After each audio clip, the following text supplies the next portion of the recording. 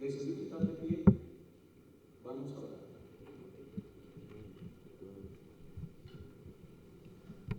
Primero vamos a orar para que el Señor nos ayude en todo este encuentro, que seguramente todos estaban esperando, porque cada rato me reclamaban a mí que si lo íbamos a hacer o no.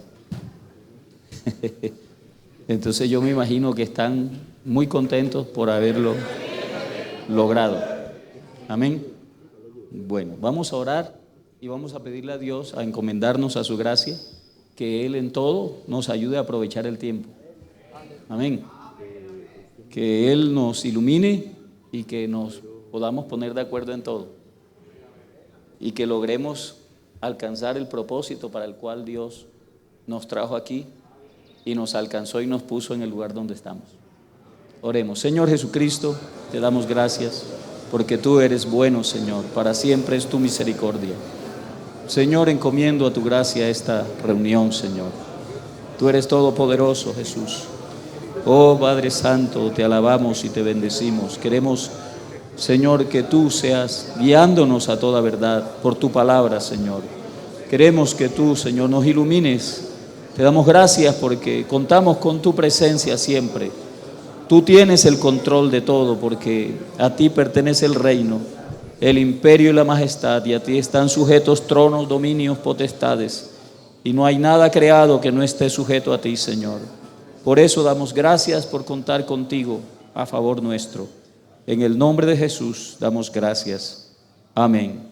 Bueno, como director general de la Fundación Educación Cristiana Pentecostal, declaro abierto este encuentro en el nombre de Jesucristo. Amén. También quiero decirles que nuestro presidente les envía saludos y está intentando estar con nosotros aquí, aunque sea un rato. Bien, vamos a leer la palabra de Dios en Apocalipsis capítulo 22. Apocalipsis capítulo 22, versículos 18 al 20. El tema es ¿por qué la Biblia es la palabra de Dios? Bueno, vamos a tratar aquí de demostrar por qué. ¿Ya lo tienen? Yo testifico a todo aquel que oye las palabras de la profecía de este libro. Si alguno añadiere a estas cosas, Dios traerá sobre él las plagas que están escritas en este libro. Y si alguno quitare de las palabras del libro de esta profecía, Dios quitará su parte del libro de la vida y de la santa ciudad y de las cosas que están escritas en este libro. El que da testimonio de estas cosas dice: ciertamente vengo en breve. Amén. Sí, ven, Señor Jesús. Pueden sentarse. El Señor añada bendición a su palabra.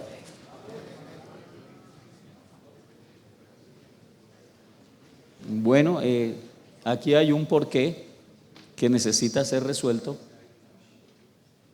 y vamos a procurarlo en este corto tiempo que tenemos de decir algo y como primera medida decir que creemos que la Biblia es la palabra de Dios porque ella así lo declara.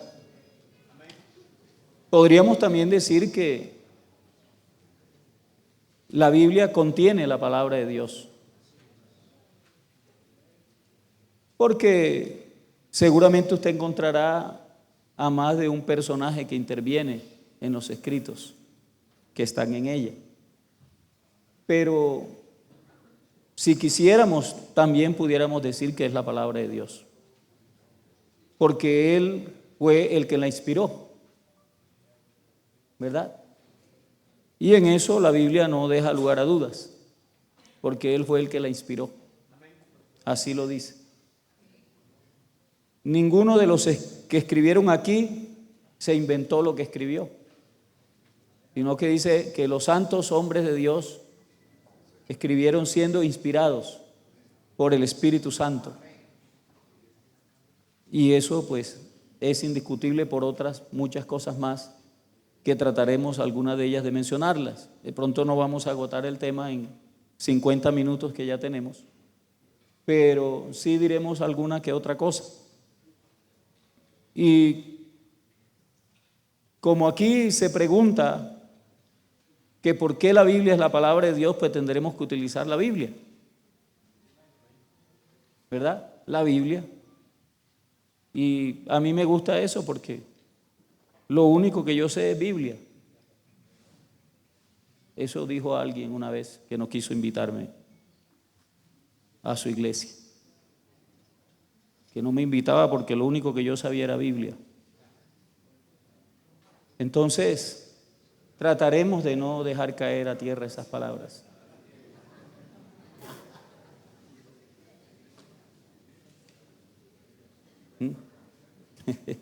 Yo me puse feliz, no crea que me puse bravo, yo me puse feliz.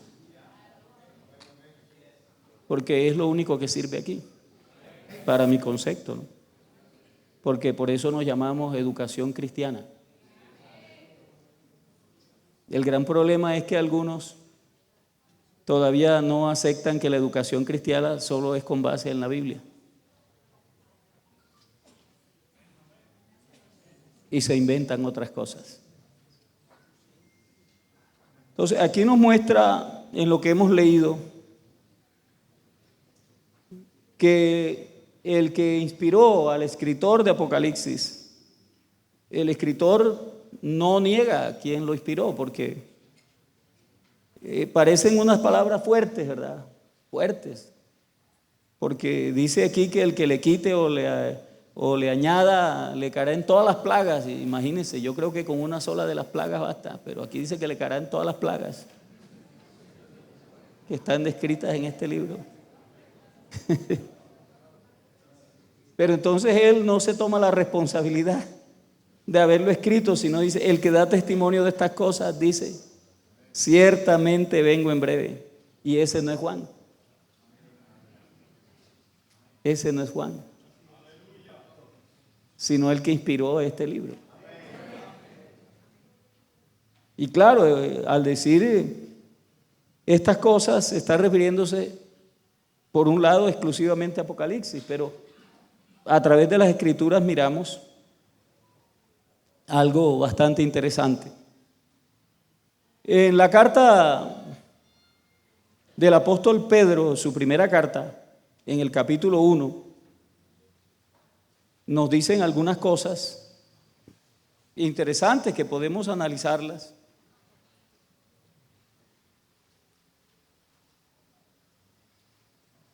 Y dice el versículo 10, los profetas que profetizaron de la gracia destinada a vosotros, inquirieron y diligentemente indagaron acerca de esta salvación, escudriñando qué persona y qué tiempo indicaba el Espíritu de Cristo que estaba en ellos, el cual anunciaba de antemano los sufrimientos de Cristo y las glorias que vendrían tras ellos.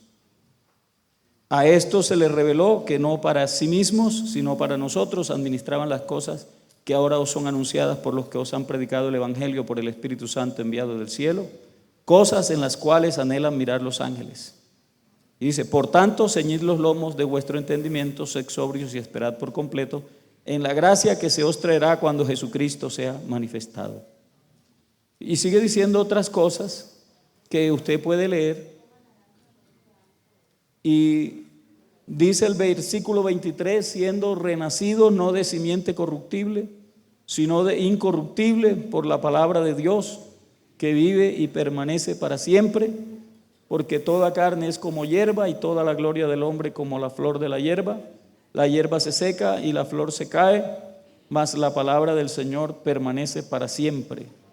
Y esta es la palabra que por el Evangelio os ha sido anunciada. Entonces, ahí estamos mirando que el Evangelio, que está consignado en las Escrituras, porque el Evangelio está consignado en las Escrituras desde Génesis hasta Apocalipsis. Por eso no podemos decir que ya el Antiguo Testamento no lo debemos usar. Porque yo escuché eso en algún congreso que alguien dijo que ya para qué el Antiguo Testamento. Pero aquí dice que la palabra de Dios permanece para siempre. y que esta palabra es la que es anunciada por el Evangelio.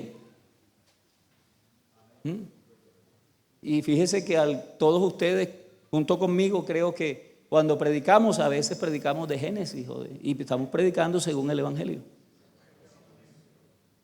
¿verdad? Desde Génesis nosotros nos paseamos por toda la Biblia. Algunos se quedan en el Antiguo, pero desde ahí predican el Nuevo. Otros predican desde el Nuevo y no mencionan el Antiguo textualmente, pero lo aluden, y entonces se anuncia el Evangelio, porque la palabra del Señor permanece para siempre. Y realmente cuando observamos que las personas reciben nueva vida, nos damos cuenta que esta palabra es real, que es la palabra de Dios. ¿Por qué? Porque la palabra de Dios es la que convierte el alma. Y el testimonio de Jehová es fiel, que hace sabio al sencillo. Y nosotros estamos premiados guardándola. Así que no podemos negarlo. Yo me siento pues premiado realmente. A mí alguien me dijo una vez, y es que sí, claro, como a ti siempre te llevan en moto. Y yo le dije, no, en moto no, me llevan cargado. Porque a mí Dios me cargó hace rato y de ahí no me ha bajado. Y yo tampoco me he querido bajar. Bendito el Señor. Yo siento que Dios me ha cuidado desde que yo tengo uso de razón. Sí, porque yo aprendí a leer la Biblia a los 4 años. Y a los 6 recibí el Espíritu Santo.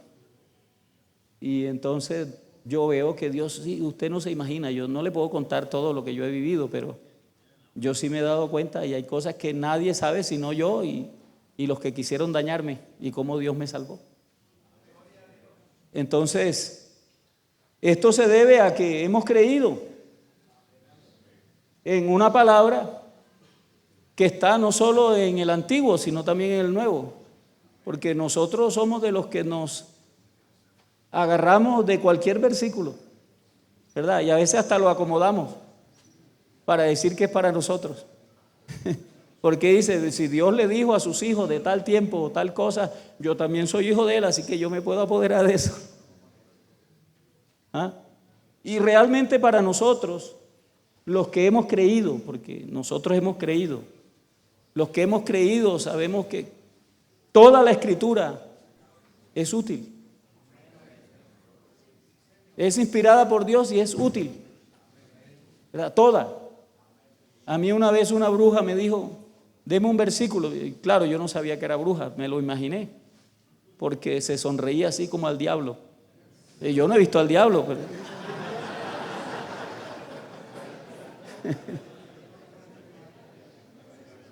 pero como la gente se lo imagina.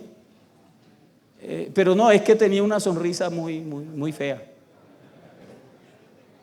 Muy fea.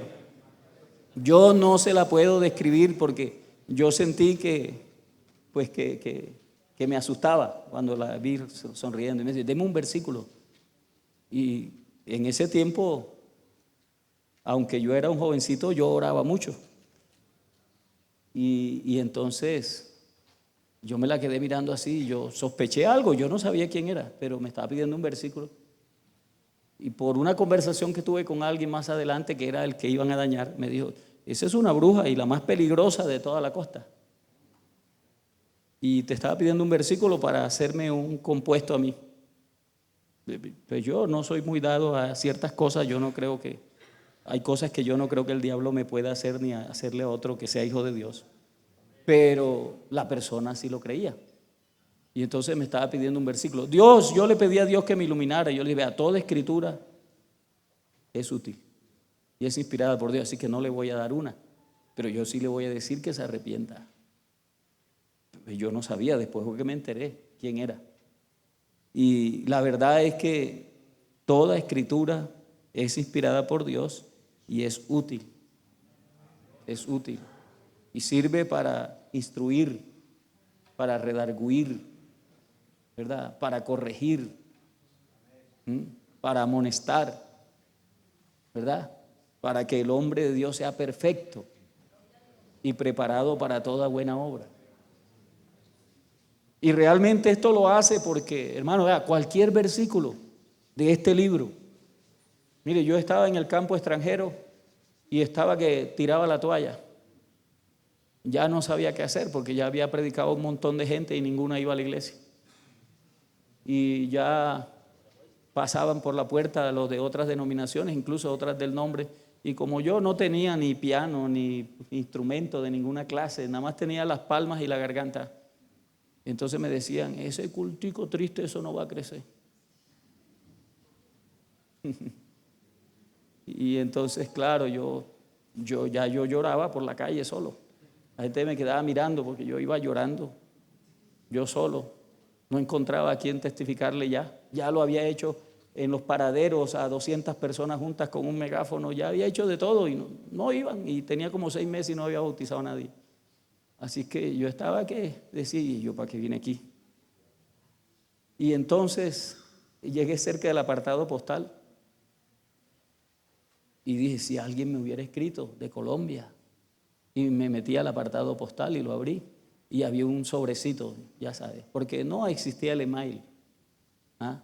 De esos que tenían rayitas azules con rojas. Yo soy del siglo pasado. Y entonces yo lo saqué y lo abrí y solo venía una foto. Solo venía una foto. Y en la foto mi abuelo. Hermano Eduardo lo conoce.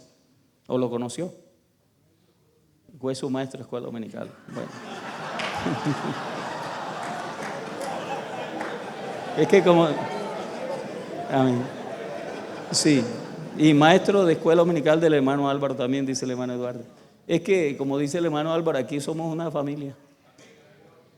Y nos conocemos desde pequeñitos. Entonces resulta que era una foto de mi abuelo sonreído. Y yo dije, ¿para qué mi abuelo me mandaría esta foto si yo a mi abuelo todavía me acuerdo de su cara? Aquí la tengo, ¿verdad? Porque prácticamente fue el que me crió. Entonces yo dije, bueno, quién sabe para qué el viejo me mandaría esta foto. Y yo rogándole a Dios que me hablara y me mandó una foto de mi abuelo. Pero tiene que haber algún motivo que me mande la foto. Y la volví a mirar así.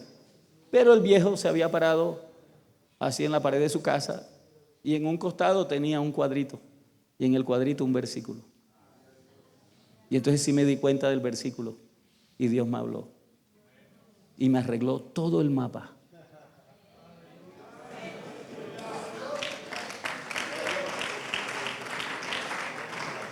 Se fueron todas mis penurias. Se me quitó la tristeza, el desánimo, todo. Entonces yo creo que un versículo, y ni siquiera del Nuevo Testamento, era del Antiguo. No, porque después le hace un altar.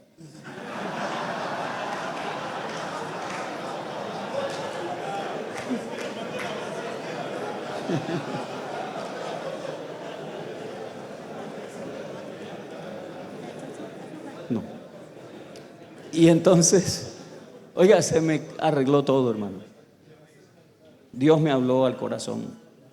Entonces, por eso creemos que la palabra de Dios es viva y es eficaz y es más cortante que toda espada de 2 filos y penetra hasta partir el alma y las coyunturas y atraviesa los tuétanos, y discierne los pensamientos, muestra las intenciones, o sea, todo el ser por completo.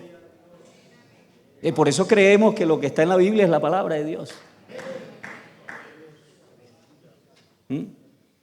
Y aquí lo dice, o sea, lo dice Pedro, lo dice en su primera carta, en la segunda también lo dice, ¿verdad?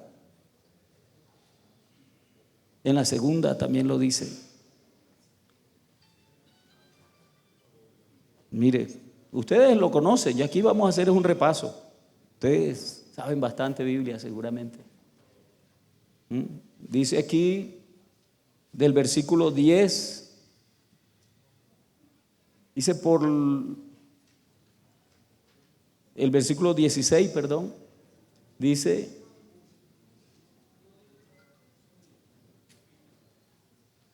¿qué capítulo? El 1. Capítulo 1 de Segunda de Pedro. Dice: porque no os hemos dado a conocer el poder y la venida de nuestro Señor Jesucristo siguiendo fábulas artificiosas, sino como habiendo visto con nuestros propios ojos su majestad. Pues cuando él recibió de Dios Padre honra y gloria, le fue enviada desde la magnífica gloria una voz que decía: este es mi Hijo amado, en el cual tengo complacencia. Y nosotros oímos esta voz enviada del cielo cuando estábamos con él en el monte santo. Tenemos también la palabra profética más segura, a la cual hacéis bien en estar atento como a una antorcha que alumbra en lugar oscuro, hasta que el día esclarezca y el lucero de la mañana salga en vuestros corazones. Entendiendo primero esto, que ninguna profecía de la Escritura es de interpretación privada, porque nunca la profecía fue traída por voluntad humana, sino que los santos hombres de Dios hablaron siendo inspirados por el Espíritu Santo. Y yo creo que en las Escrituras, en la Biblia, en lo que conocemos como Biblia, están consignados los pensamientos y la voluntad de Dios. El gran problema nuestro es creerlo, porque ese es el creerlo, el que lo creamos. De hecho, hay un versículo que siempre me ha inquietado y es el que dice: cuando venga el Hijo del Hombre, ¿hallará fe en la tierra? Porque hay quien es educador cristiano y sin embargo, a veces lo que hace muestra que no le cree a Dios, que no le crea lo que está escrito. Hay músicos que no se inspiran en Dios y hasta plagian. Hay escritores que uno les pone la lupa y dice plagio, plagio, plagio. Y son escritores cristianos o son compositores cristianos. ¿Sí? De hecho, vengo trastornado de la convención de Bogotá. Una bendición, pero yo estoy trastornado. Y yo no quisiera decir nada, pero yo creo que los compositores tienen que abrir los ojos y componer para Dios. Y según la palabra. Porque, hermanos, no podíamos cantar lo que queríamos cantar. El predicador dijo que Dios era todopoderoso. Y el hermano Esdras quiso cantar, él puede. Y le dijeron, no, no puede.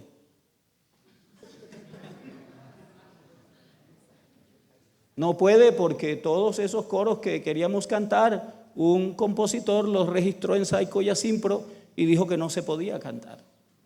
Y entonces, ¿para quién compuso? ¿Y de dónde se inspiró? Porque si se inspiró en la Biblia, él no tiene derecho a cobrar. De pronto tenga razón, pero no derecho. Porque yo ¿cómo cobro por lo que Dios me inspira? Pienso yo, ¿no? Ahora sí, lo compuse de Dios, ¿no? ¿Qué tal si Dios nos cobrara? Bueno, ninguno estuviera aquí. ¿Y cuánto nos beneficia su palabra?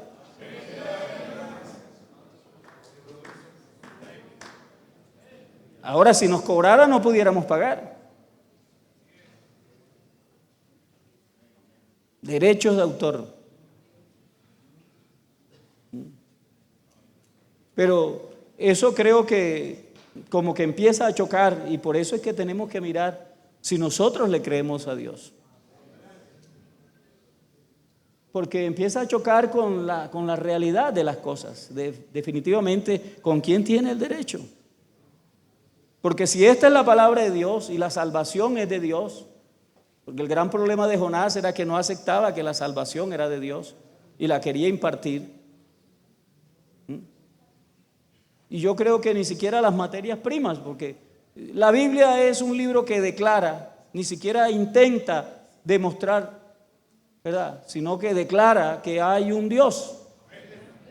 Y en el principio dice, creó Dios los cielos y la tierra. Y si creó los cielos y la tierra, creó todas las materias primas de todas las cosas. O sea que todo lo que hay es de Dios. Y yo siempre me acuerdo de algo que cuando yo estaba niñito yo decía que todo era mío. Porque era un niño y lloraba cuando alguien me quitaba algo y decía, eso es mío. Y entonces mi tío me decía, y ni tú eres tuyo, hombre.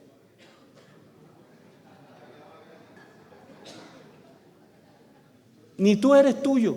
Y yo no entendía eso, pero algún día lo entendí, porque yo leí la escritura que está en la Biblia que dice, ¿o no sabéis que no sois vuestros? ¿Que habéis sido comprados por precio?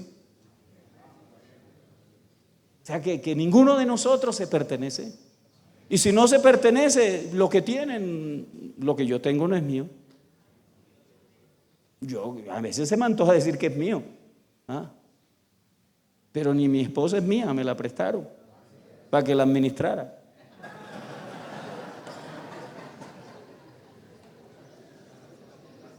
Y la Biblia dice que los hijos son herencia de Jehová. Claro, en este tiempo muchos no creen eso y por eso no quieren tener hijos. Y si acaso tienen uno, porque no creen eso.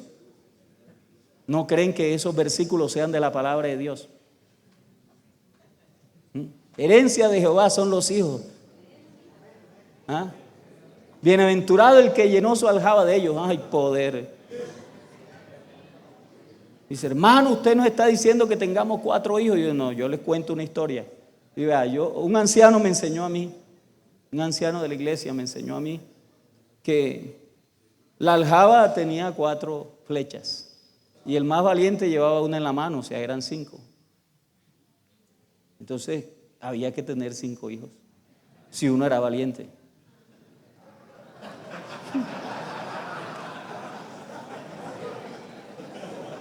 Yo le estoy contando lo que dice la Biblia.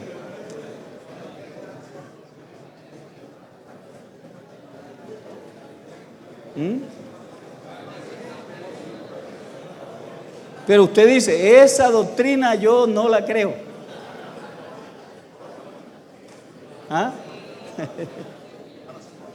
Pero mire, la explicación que me daba el anciano era esta, mire. Hay un mandamiento que todavía está vigente. La Biblia, la primera pareja le dijo, creced y multiplicaos.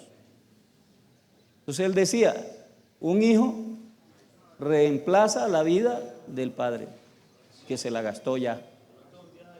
Y el otro, la vida de la madre, y ya van 2 hijos. Y el otro, el tercero, cumple el mandamiento de crecer y multiplicados por el padre. Y el otro, el cuarto, de crecer y multiplicados por la madre.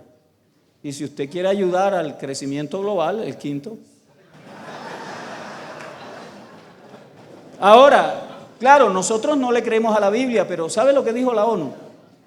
La ONU dijo que así como va el mundo, por eso va a colapsar. Mire que ya Chile ya tiene unas revueltas, Bolivia ya el presidente renunció, Colombia dicen que cogió el mismo modelo de Chile y de Argentina, así que estamos próximos. Y dice, por ahí salió escrito que somos unos ilusos al pensar que nos vamos a pensionar. Entonces las Naciones Unidas dicen que el sistema no está resistiendo porque como la gente no tienen hijos, si acaso uno, se necesita que cada pareja tenga 3.8 hijos para que se sostenga el sistema social de seguridad. Pero usted sabe que 3.8 no existe, o sea que deben ser 4. Lo que dice la Biblia. Pero eso lo dijo la ONU. Entonces, fíjese que usted dirá, pero estos son países tercermundistas. No, Francia le colapsó el sistema social. Estados Unidos está demasiado endeudado. Es muy difícil allá sostener el sistema social. Entonces, yo creo que la Biblia tiene razón. ¿Por qué? Porque es la palabra de Dios. Sino que nosotros no la creemos y ya.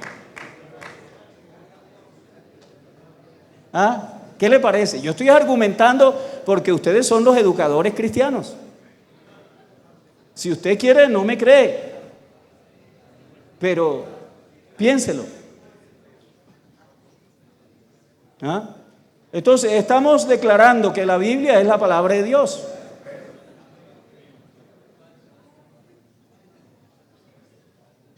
La Biblia es la palabra de Dios. En Juan 8:31 dice,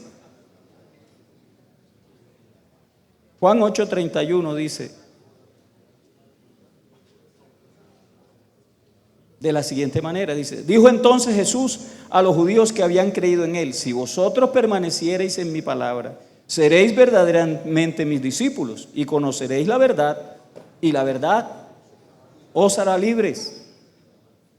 La verdad os hará libres. ¿Y qué dice el Salmo 119, 160? Salmos 119, 160. Dice, la suma de tu palabra es la verdad. La suma de tus palabras es la verdad.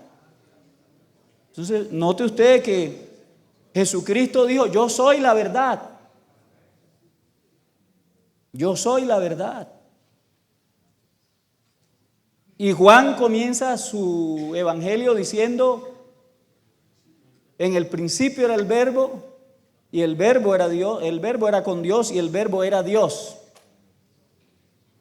Este era en el principio con Dios, y todo lo que existe por Él fue hecho, y nada de lo que fue hecho sin Él fue hecho.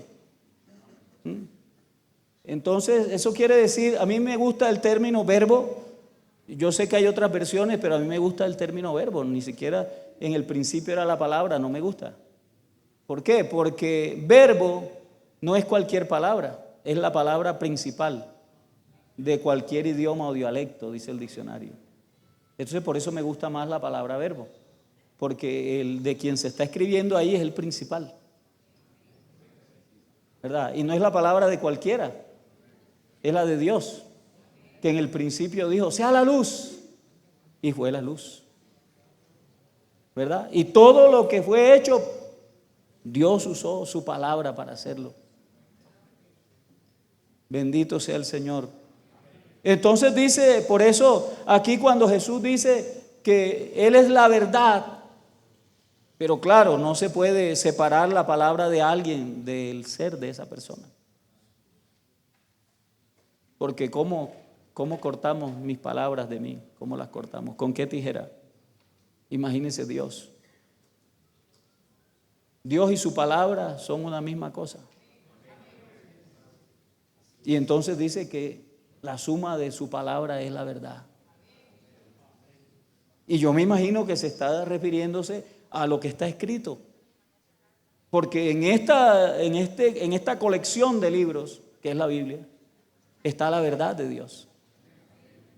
Porque fue lo que quedó en tela de juicio cuando el primer hombre pecó. Quedó en tela de juicio que Dios dijera verdad. Porque Dios dijo, el día que comas del fruto del árbol de la ciencia del bien y del mal morirás. Y el diablo le dijo, no morirás. ¿Qué está diciendo? Mentira de Dios.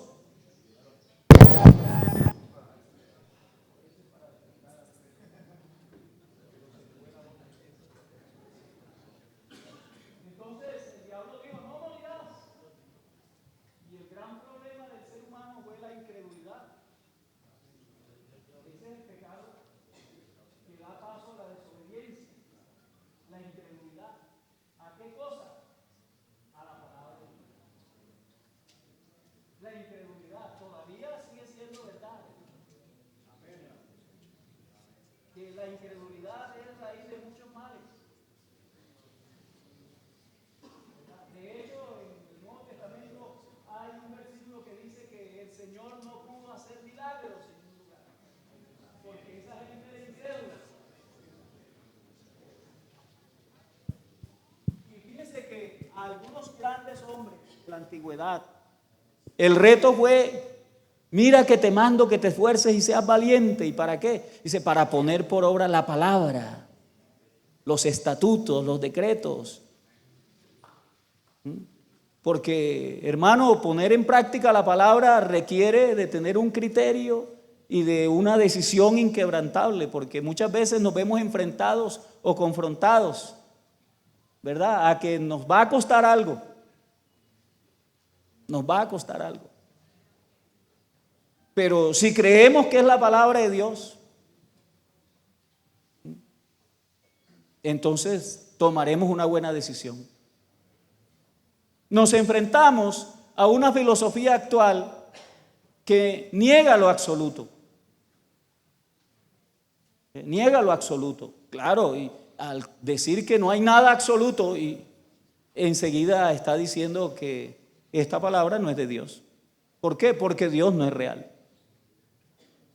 Eso es lo que niega la filosofía actual, porque como no hay nada absoluto, pero la Biblia está llena de absolutos. Yo soy el camino, yo soy la verdad, yo soy la vida. Eso es absoluto. Pero por eso la filosofía actual y su hija mimada, la psicología. No, yo no tengo nada contra los psicólogos, pero la psicología es la hija mimada de la filosofía. Y es puro razonamiento humano. Y yo no estoy diciendo que sea malo. Yo tengo un hijo que es pastor y es psicólogo, y yo fui el que lo aconsejé que estudiara psicología. Pero para que supiera, porque es que, mire, la Biblia no esconde nada. La Biblia nos da a conocer cosas que nos las da a conocer para que nosotras no las hagamos, o para que nosotros aprendamos a cómo usarla. ¿Cierto? Primero a los Corintios 10 dice que el pueblo de Israel fue murmurador, que el pueblo de Israel fue idólatra, y al final nos dice, pero esto está escrito para que ustedes no sean así.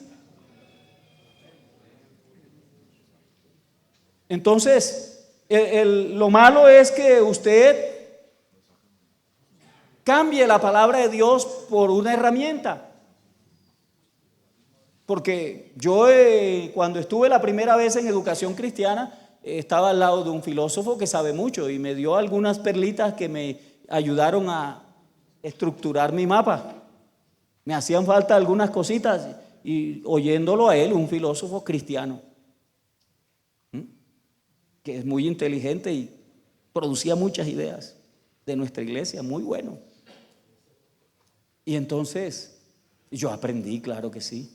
Pero lo malo es que él use esa herramienta mal o piense que la herramienta mueve a la mano que la inventó.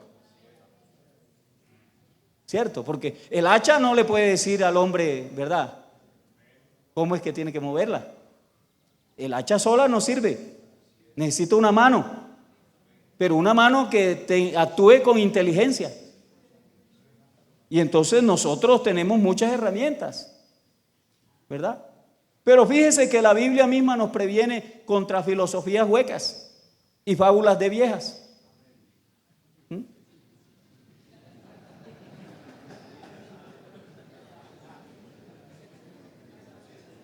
Y si usamos bien la Biblia, no tendremos que volvernos todos psicólogos. Porque el gran problema es que yo me he tenido que levantar en algunos distritos cuando está enseñando a alguien y entonces quiere mezclar la Biblia con la psicología o la filosofía, y eso no se puede. El aceite y el agua no se mezclan. Y entonces alguien que estudió psicología nos quiere enseñar doctrina.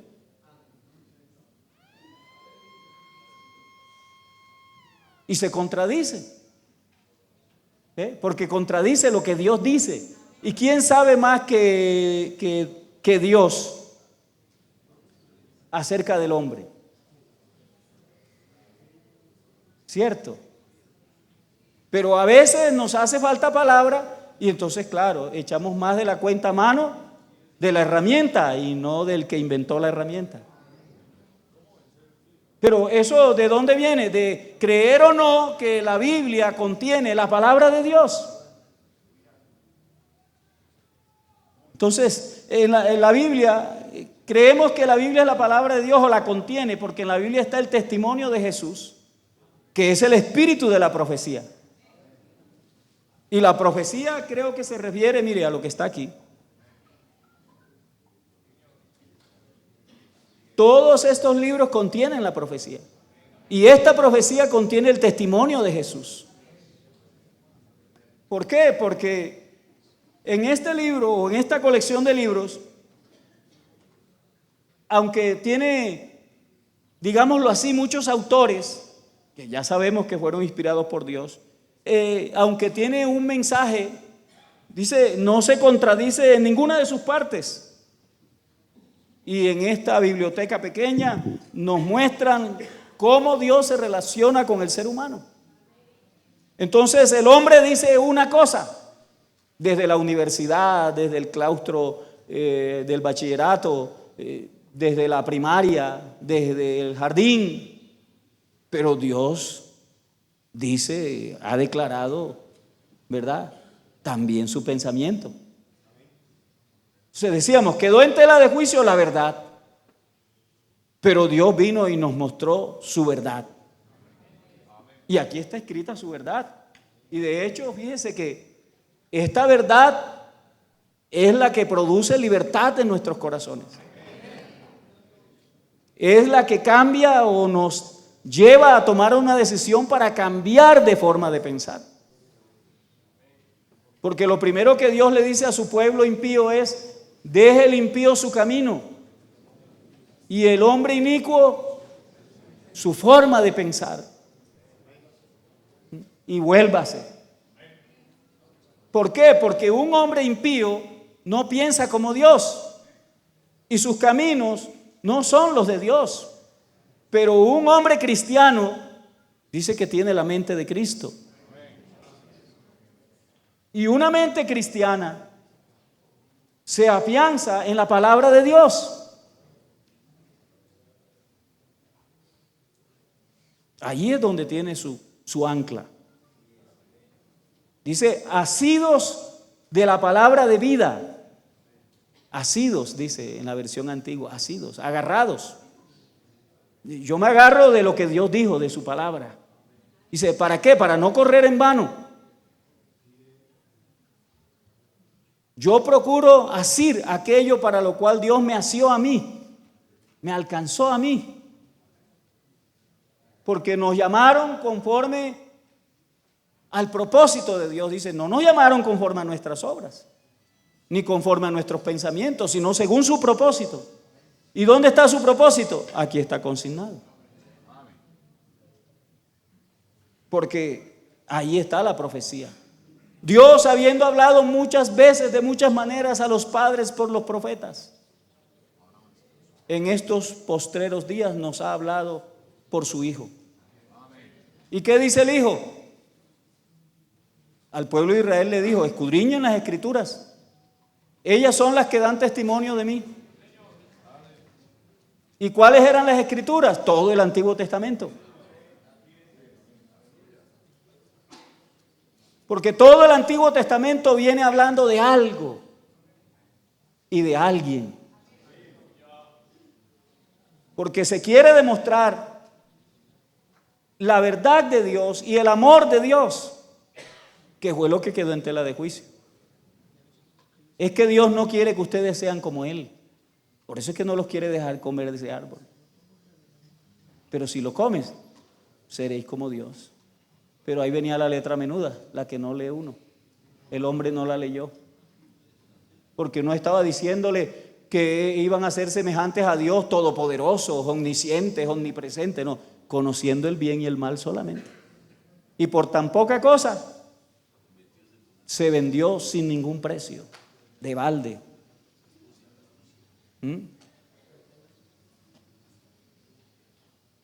Se vendió y nos vendió a nosotros.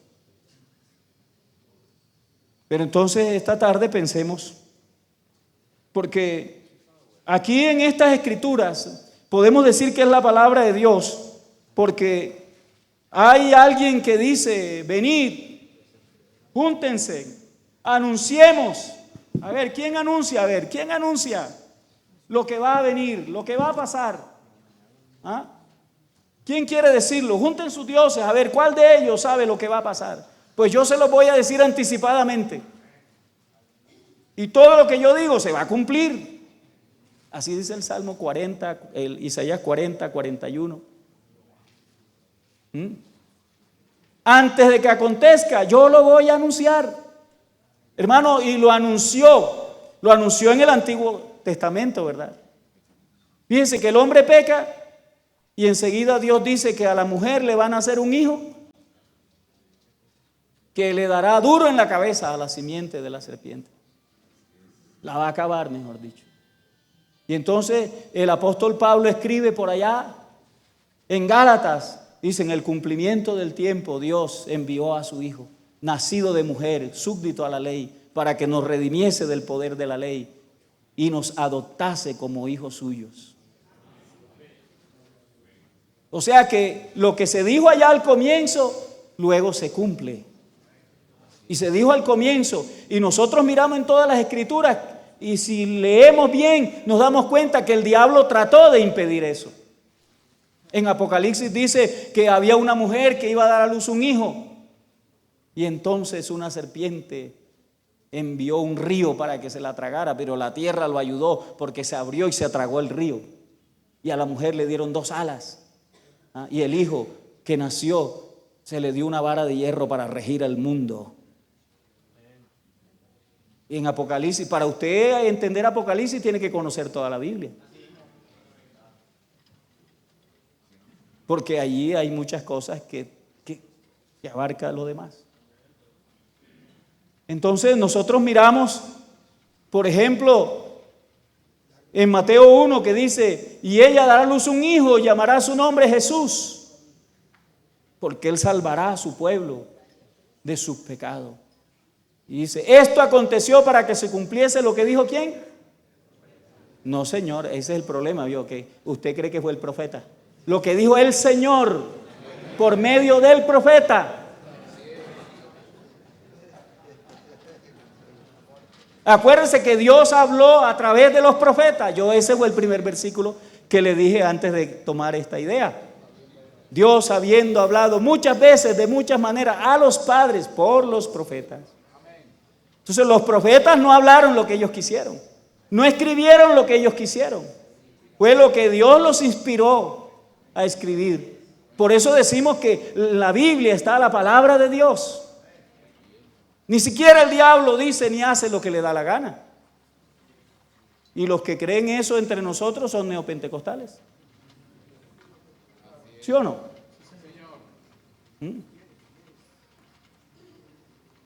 Tomo el control de este servicio. ¿Qué va a tomar usted nada?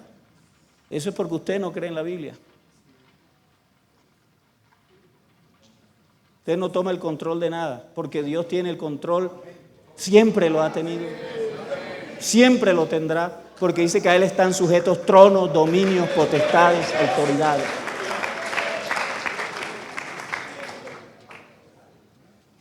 Nadie tiene el control, nunca el diablo ha tenido el control. Si usted le cree a un mentiroso que es el papá de la mentira, ya ese sí es otro problema. Ese fue el mismo error del primer hombre. Pero note usted que aquí dice: para que se cumpliese lo que dijo el Señor. He aquí, la Virgen concebirá y dará a luz un hijo, y llamará su nombre Emanuel, que traducido es Dios con nosotros. Entonces usted mira todas las escrituras. Mire, del Evangelio, porque ¿qué es el Evangelio? El Evangelio es la buena noticia. ¿Cuál buena noticia? De que al hombre le nació un Salvador. Se llama Jesucristo el Señor. Esa es la primera parte del Evangelio. Y los ángeles hicieron fiesta en el cielo, encendieron todos los bombillos celestiales, se iluminó a las 3 de la mañana, diga usted, el cielo. Por eso esa gente se asustó, los pastores que cuidaban los rebaños, se asustaron que iban a salir corriendo, pero le dijeron: no temáis, solo les queremos dar una gran noticia, será de gozo para todo el pueblo, que os ha nacido hoy en la ciudad de David un Salvador, que es Cristo el Señor. Lo hallaréis acostado en un pesebre envuelto en pañales. Y eso no se contradice, está en Lucas 8, 11, en los alrededores del 11, antes y después. Y eso no se contradice con 1 Timoteo 3, desde el 14. Estas cosas te escribo para que si tardo sepas cómo debes conducirte en la iglesia del Dios viviente, que es columna y baluarte de la verdad. Dice: indiscutiblemente grande es el misterio de la piedad. Dios fue manifestado en carne, y manifestado en carne lo vieron los ángeles. ¿Dónde lo vieron? En el pesebre. Porque en el pesebre era el Señor. Ahí dice: lo hallaréis acostado en un pesebre. ¿Y quién es el Salvador? Dice: Cristo el Señor. Lo hallaréis acostado en un pesebre, el Señor. Y que yo sepa, Señor, hay uno solo. Porque ya en el vientre de María era el Señor, ¿verdad? Cuando María saludó a Elizabeth, La criatura que estaba en el vientre de Elizabeth saltó y fue llena del Espíritu Santo, ella y su hijo. ¿Y cómo es esto que la madre de mi Señor venga a mí a saludarme? Así que este Señor que tenemos es Señor en la barriga de María, y es Señor en el pesebre, y es Señor en la cruz también, y en el sepulcro también es Señor. Y por eso era imposible que la muerte lo retuviese. Y de resurrección se habla desde el Antiguo Testamento, porque ya Job sabía que su Redentor vivía. Y él dijo: vea, con estos ojos, y alguien dijo: con estos ojos que se han de comer el gusano, dice, pero con estos ojos yo he de ver a Dios, no con otros, en mi propia carne. Él al final se levantará del polvo, dice, y en mi carne he de ver a Dios. Y entonces Jonás estuvo en el vientre de un gran pez 3 días y 3 noches. Y entonces Jesús decía: a esta generación incrédula no le será dada otra señal sino la del profeta Jonás. Así como Jonás estuvo en el vientre del gran pez, así el Hijo del Hombre también en el corazón de la tierra, allá metido allá, 3 días también. Y no hay otra señal. Para los incrédulos no hay otra señal, sino el del Cristo Todopoderoso venciendo a la muerte. Los profetas, inspirados por Dios, Dios los usó y levantaron muertos. Dios usó hasta los huesos de Eliseo, que ya estaba en el sepulcro, y unos hombres de una banda armada tiraron un cuerpo y tocó los huesos del profeta y se levantó el muerto. Y así otros más. El mismo salmista en su canción del Salmo 16 dice: no permitirás que tu santo vea corrupción. Está hablando de la resurrección. Y entonces en el Nuevo Testamento Jesucristo se aparece y dice que Él es la vida, que Él es la resurrección, que un día todos los muertos oirán la voz del Hijo de Dios y se levantarán. Y entonces lo demuestra levantando el cuerpo del hijo de la viuda, un jovencito que era la única esperanza de su madre, que era viuda, y lo levanta, le dice, y ni siquiera le dijo en el nombre de Jesús: levántate, no, le dijo: levántate, sin nombre ni nada, porque Él es la resurrección. Nosotros tenemos que invocar el nombre de Él, pero Él no tuvo que invocar a nadie. Él solito, Él dijo: levántate. Y de pronto la muerte dijo: me lo quitaste porque se acababa de morir. Pero entonces el Señor a propósito se demoró y Lázaro se murió y duró 4 días allá, 2 días para ir, así que lo encontró ya podrido, hediondo y bien encerrado. Y quiten la piedra, y se la quitaron y dice: Lázaro, ven fuera. Y el que estaba podrido y hediondo salió y dice: desátenlo y déjenlo ir. No importa que esté podrido, yo lo resucito. Así que de hecho en este momento la muerte está corriendo. Está corriendo. Porque dice que allá en el Apocalipsis hay muchos que dirán: cae sobre nosotros a los montes, y la muerte saldrá corriendo. ¿Sabe dónde vuelve a aparecer la muerte? En el trono blanco. Va a traer todos los muerticos que tiene guardados por allá. Dice: aquí están, no quiero saber nada de muertos.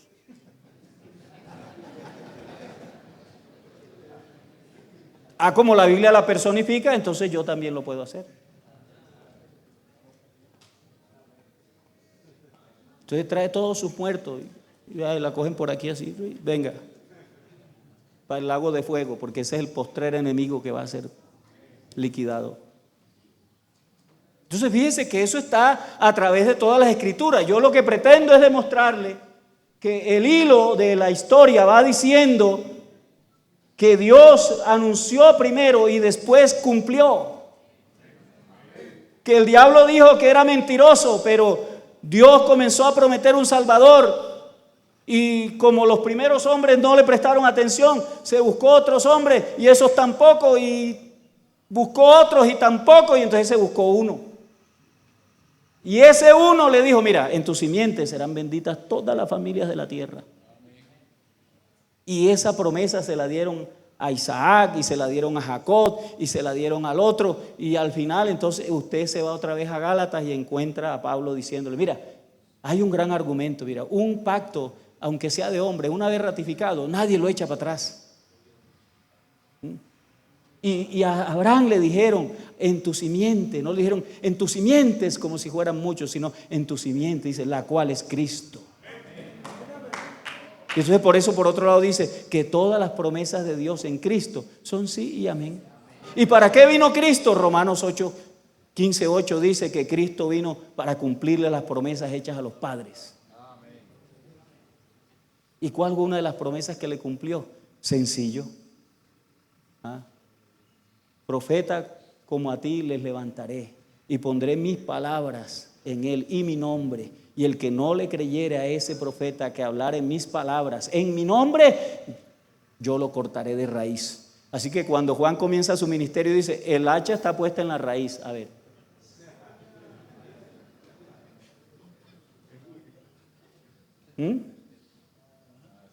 Así que todo lo alto bájese y todo lo bajo súbase y haya un camino expedito para que entre el rey. ¿Cuál rey? El que dice la verdad.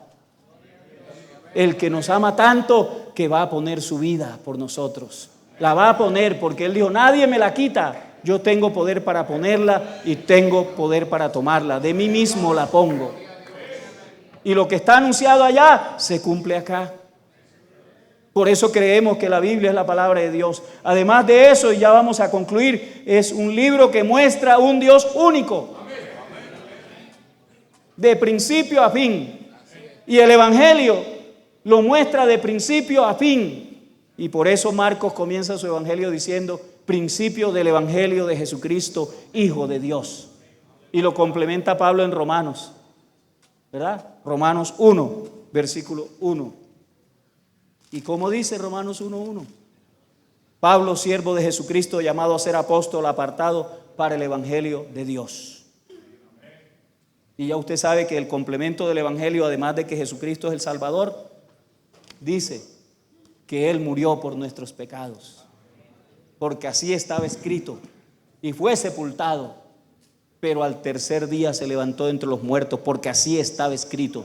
El que cree en mí, como dicen las Escrituras, recibe el Espíritu Santo sin fogata, sin forcejeo, sin nada.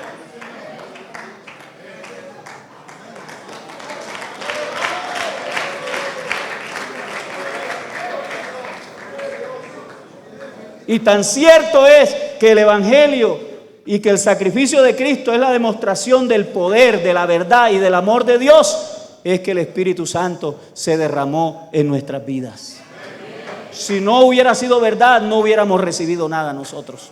Pero así, y concluyo con esto, así como pasó, vea, un pastor amigo, el misionero de Argentina, me llevó con él a ayudar a una hermana que no quería venir a la iglesia porque le fuimos a hablar y el pastor Ginás duró como 20 minutos tratando de, hermana, vuelve y dice, esa es una parte hipócritas lo que hay allá, eso no sirven para nada esa iglesia, mentirosos toditos, hipócritas, falsetes, faltones. 20 minutos tirando pullas contra la iglesia y yo nada más oyendo, pero como a los 20 minutos me cansé de oírla. Y yo le dije, pastor, ¿yo puedo intervenir? Y me dijo, claro, para eso te traje, para que me ayudes. Y yo le dije a esa hermana, hermana, ¿usted recibió el Espíritu Santo? Me dijo, sí. Y yo le dije, mentirosa. ¿Y por qué me dice mentirosa? Dice, porque todo allá es mentira. Allá usted no dijo que una parte hipócrita, mentirosos, faltones. Entonces usted no recibió nada. Dice, ¿cómo que no recibí? ¿Acaso usted fue el que habló en lengua? Yo hablé en lengua. Yo sentí la presencia de Dios. Vea, mi vida cambió en el momento en que Dios me llenó con su Espíritu Santo. Y no se había oído. Cuando se oyó lo que estaba diciendo, se puso a llorar. Es que no es mentira, es verdad. Por eso creemos que la palabra de Dios está aquí.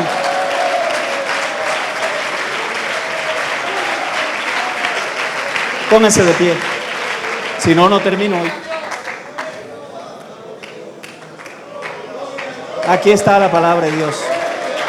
Es perfecta, convierte el alma. El que la cree recibe el Espíritu Santo. Y la promesa del Espíritu Santo está en el Antiguo Testamento y se cumple en el Nuevo. Así que por eso creemos Por eso creemos. Démosle gracias a Dios. Señor Jesús, te damos gracias. Gracias, Señor Jesús, por tu palabra poderosa.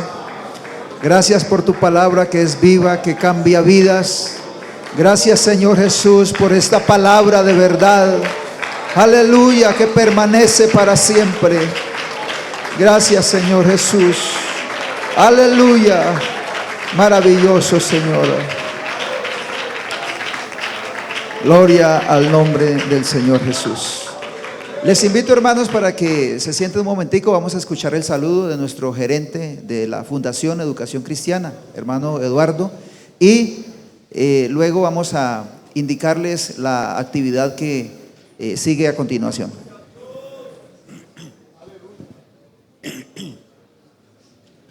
Gloria a Dios. Bueno, después de una palabra tan buena, ¿yo qué voy a decir? Me dejó sin palabras, hermano Fernando. Bueno, pero estamos contentos de estar reunidos acá, alegres de poder compartir con todos. La Fundación de Educación Cristiana Pentecostal se alegra, y usted es parte de ella. Nos gozamos de poder estar aquí reunidos estos 2 días. Espero que Dios nos ayude. Hemos comenzado bien y espero que el Señor siga con nosotros. Dios les bendiga.